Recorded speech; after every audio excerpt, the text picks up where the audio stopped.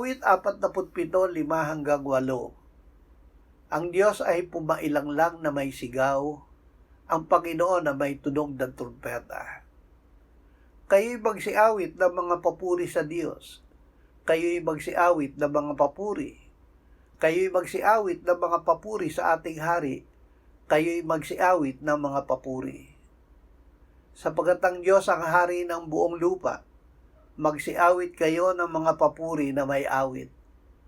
Ang Diyos ay naghahari sa mga bansa, ang Diyos ay nakaupo sa kanyang banal na trono.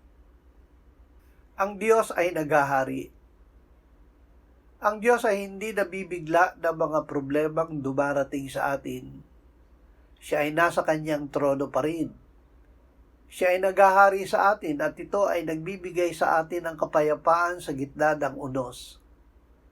Gawing ugali ang pagpupuri at pasasalamat sa Diyos araw-araw. Ito ay bumabago ng ating pananaw mula sa ating mga problema patungo sa kapangyarihan ng ating Diyos. Ang Diyos ang ating paghariin sa bawat desisyon na gagawin natin bawat araw. Ang Panginoong Hesus ay nagtagumpay laban sa kamatayan at iniakyat at iniluklok ng Ama sa kanyang kanan sa langit. Ito ang katiyakan na tayo ay pagtatagumpayin ng Diyos dahil tayo ay kasama ni Jesus sa kanyang trono.